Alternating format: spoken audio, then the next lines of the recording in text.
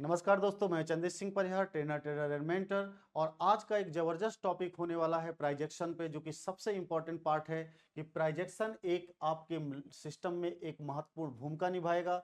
मैं पिछले कई चैप्टर्स पढ़ा चुका हूं, ये चैप्टर नंबर 21 है। जो सारे भाई बहन जिन्होंने लाइन से नहीं देखा है, जो नए हैं अभी इसी चैप्टर को देख रहे हैं, तो सबसे पहले उनसे मैं अनुरोध करूंगा कि वो पहले चैप्टर 1 से स्टार्ट करें और तब इस सीरीज को देखें। और जो लोग देख रहे हैं वो आज इस टॉपिक का मजा लें। ये एक प्रकार का जादू है प्राइजेक्शन में। प्राइजेक्शन का सबसे बड़ा रोल है आपकी शेयर मार्केटिंग में, और इसी को लोग ट्रेड अगर करते हैं तो उनको ना इंडिकेटर की जरूरत पड़ती है, ना किसी अदर टूल्स की जरूरत पड़ती है। और प्राइजेक्शन को मैं भी टूल्स की तरह यूज करता हूं, और मुझे लगता है ये एक बेस्ट तरीका है आपको अच्छा प्रॉफिटेबल ट्रेडर बनने के लिए। तो दोस्तों, आइए स्टार्ट करते हैं आज का टॉपिक, प्राइजेक्शन, चैप्टर नंबर 21। मैं आपको बताना चाहूंगा कि जो नेचर होता है ट्रेडर का, उसके बारे में थोड़ा समझते हैं। पहली चीज, एक तो आपको एक्शन लेना है, वो भी किस तरीके से, नॉलेज के साथ और पेशेंस के साथ। आपको अपने आप पे बिलीव करना है, और सबसे इंपॉर्टेंट चीज ये है कि बिलीव के साथ साथ कंसिस्टेंसी बरकरार रखनी है, डिसिप्लिन को बरकरार रखना है, और ईगो नहीं करना है। ईगो बहुत ज्यादा दिक्कत क्रिएट करता है। फियरलेस आपको रहना है, आपको ग्रीडी नहीं होना है, और इम्पॉर्टेंट है हम्बल प्रवृत्ति का रहना है। तब एक आप बेहतरीन ट्रेडर की श्रेणी में आएंगे, और यही चीज आपको महान बनाएगी। तो दोस्तों, अब हम स्टार्ट करते हैं प्राइजेक्शन के बारे में। जैसे न्यू कॉन्सेप्ट है गैप अप थ्योरी और गैप डाउन थ्योरी। ये एक बहुत बड़ा रोल निभाता है प्राइजेक्शन में। गैप अप थ्योरी और गैप डाउन थ्योरी क्या है, इसके बारे में बड़ी डिटेल से आज समझेंगे। और आशा करता हूं कि आज जब हम इस चीज को पढ़ करके खत्म करेंगे तो ऑलरेडी आपका एक नया प्राइजेक्शन का सेटअप तैयार हो चुका होगा, जो आपके लिए बहुत फ्रूटफुल साबित होगा। तो दोस्तों, सबसे पहले गैप अप थ्योरी और गैप डाउन थ्योरी के बारे में बता दूं। इसको हम डेली की कैंडल लगा लेते हैं, तब हम इसे यूज करते हैं।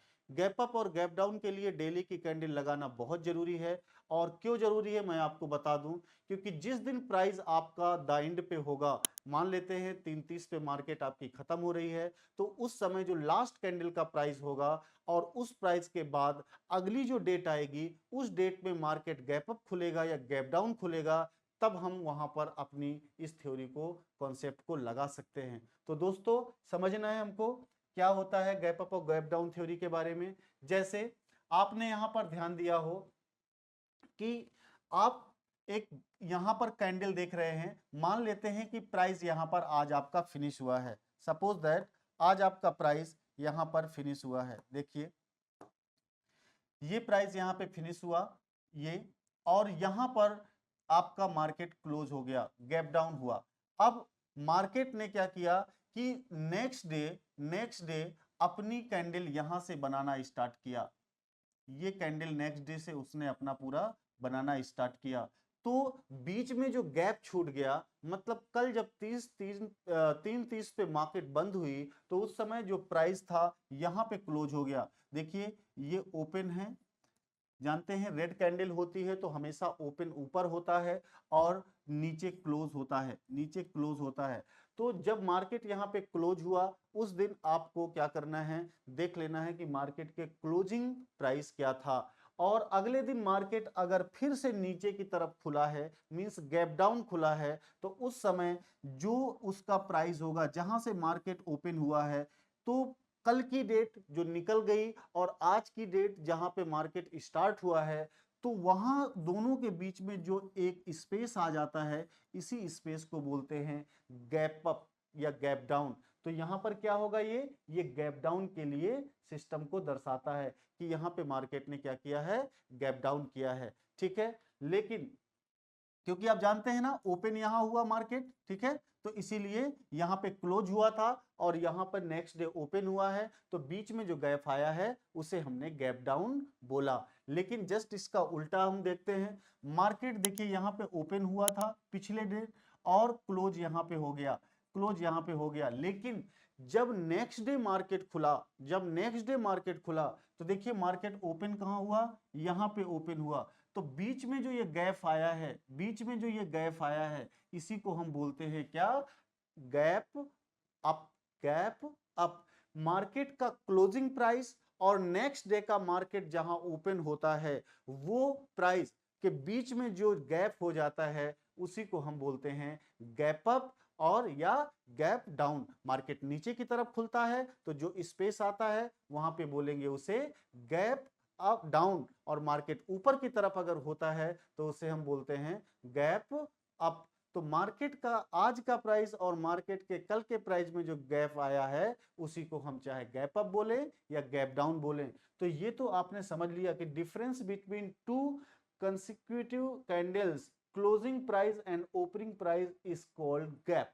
बिल्कुल क्लियर है, क्या कहते हैं, गैप कहते हैं। मींस यहां पे देखिएगा नोट लिखा गया है कि लास्ट दिन की क्लोजिंग से प्राइस ऊपर होना चाहिए। लास्ट दिन की जो क्लोजिंग हुई थी जहां पे आपका प्राइस खत्म हुआ था उसके ऊपर अगर वो प्राइस ओपन हुआ है तो उसे हम गैप अप बोलेंगे।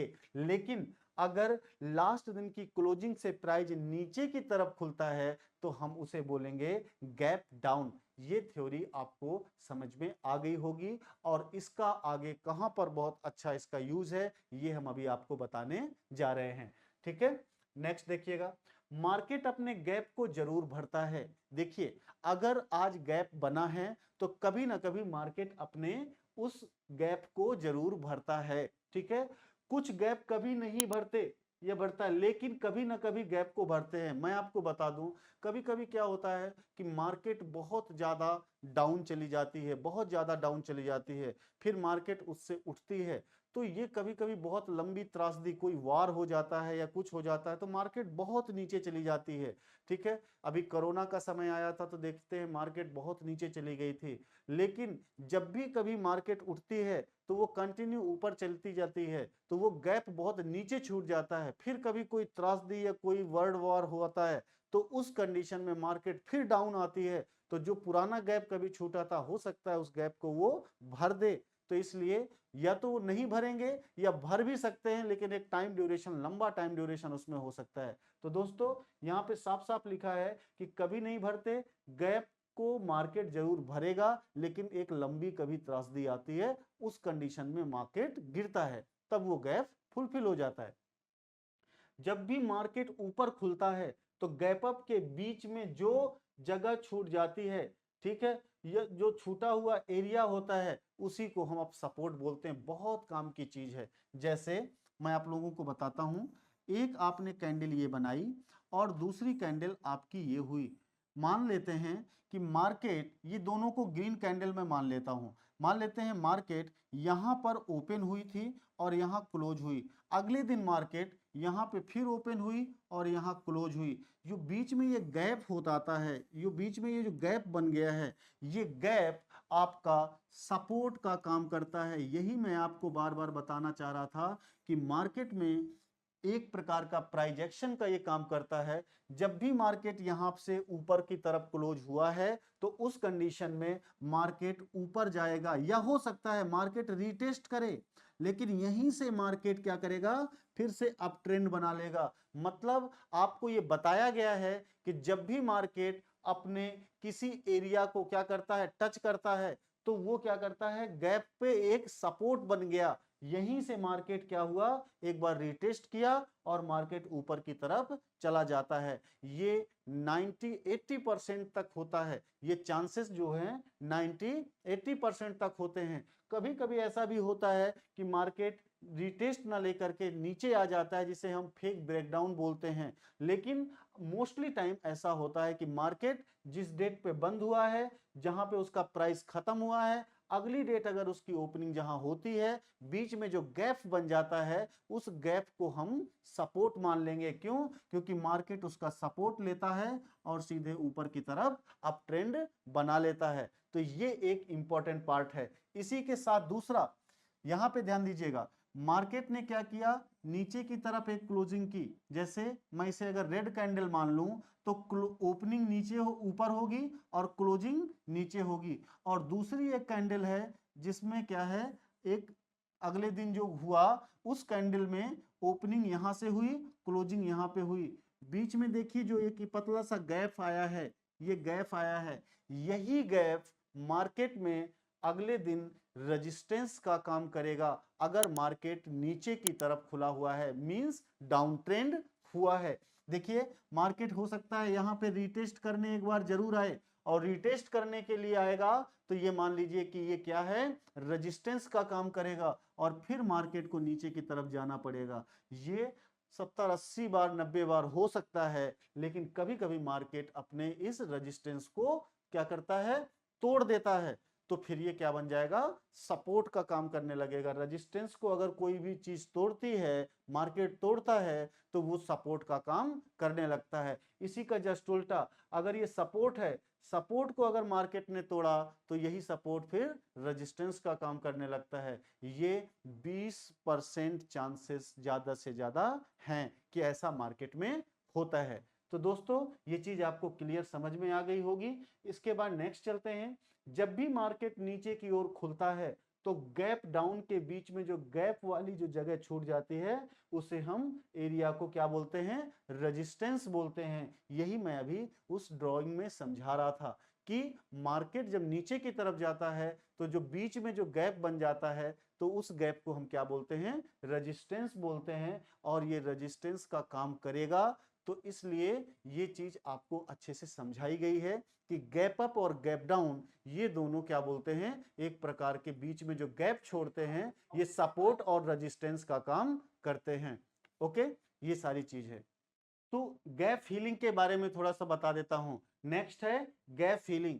गैप फिलिंग का मैंने यही एग्जांपल आपको बताया कि जब भी कभी क्या होता है, कोई त्रैसदी आ जाती है, कोई बहुत बुरी वर्ल्ड वॉर की स्थिति क्रिएट हो जाती है, तो उस वक्त मार्केट क्या करता है, बहुत नीचे चला जाता है। देखिए मार्केट बहुत नीचे चला जाता है, इसके बाद मार्केट उठता है और ये मार्केट चलता है, बहुत ऊपर चला जाता है, लेकिन फिर कभी सालों बाद अगर कोई ऐसी घटना घटी तो मार्केट अपने इस अवस्था को फिर से टच करता है, और टच करने के बाद फिर ऊपर जाता है। तो इसको ये कहा गया कि गैप या तो बहुत भर सकता है या बहुत कम चांसेस होते हैं बड़े गैप को भरने के लिए। तो वो चीजें आपको ज्यादा नहीं समझनी है, लेकिन फिलहाल जो मैंने गैप अप और गैप डाउन के बारे में बताया है, वो चीज आपको बहुत इंपॉर्टेंट है कि प्राइस एक्शन में सबसे अच्छा इंपॉर्टेंट रोल है सपोर्ट और रेजिस्टेंस का। जिसको आप गैप अप बोलते हो वो सपोर्ट का काम करता है, जिसे आप गैप डाउन बोलते हो वो रेजिस्टेंस का काम करता है। ठीक है, तो ये सारी चीजें आपको क्लियर समझ में आ गई होंगी।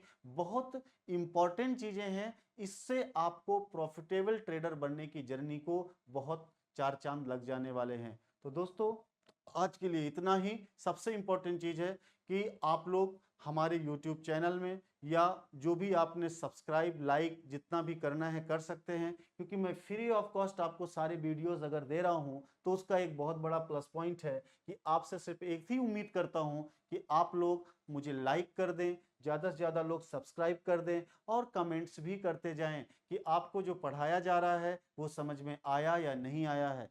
और अगर आपको अच्छा लग रहा है तो अपने दोस्तों को ये वीडियो जरूर शेयर करिए और उनको बताइए कि CPIA अकेडमी में जा करके फ्री ऑफ कॉस्ट क्लासेस पड़ी हुई हैं, उनको आप देख करके एक बढ़िया ट्रेडर बन सकते हो, और अपना पैसा जो कि कीमती अमाउंट है उसे आप अपना बचा सकते हो, सेव कर सकते हो बर्बाद होने से।